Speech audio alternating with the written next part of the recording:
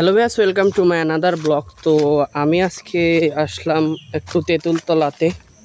দুপুরে অনেক গরম পড়ছে, তো তাই একটু আসলাম তেঁতুলতলাতে। তো এখানে অনেক ঠান্ডা আছে তেঁতুলতলাতে, আর বাতাস টাতাস হয়তো বা ভালো আছে।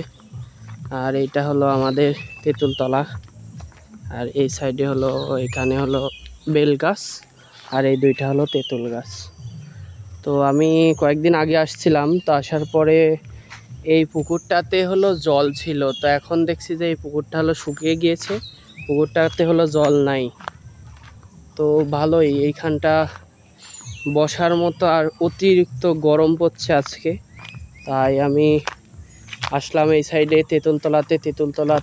তেঁতুল গাছগুলো অনেক বড় বড়, তো তো খুব হলো এখানে একটু ঠান্ডা আছে, ছায়া আছে, তো এখানে বসে থাকা যায় কিছুক্ষণ সময়, তাই বসে থাকলাম। এই সাইডে হলো ঝাড় আর ঘন জঙ্গল এই সাইড দিয়ে, তো খুব ভালো লাগছে এখানটাতে এসে।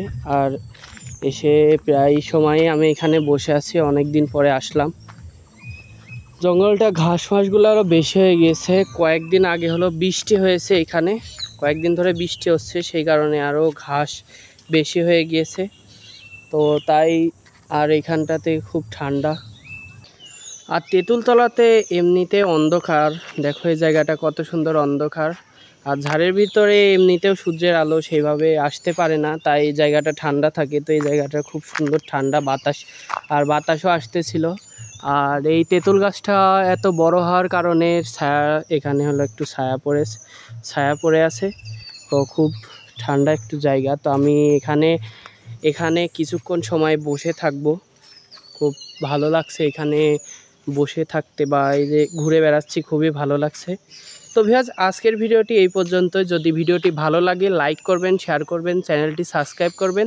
তো দেখা হচ্ছে নেক্সট কোনো ভিডিওতে, ততক্ষণ ভালো থাকবেন, সুস্থ থাকবেন। ধন্যবাদ সবাইকে।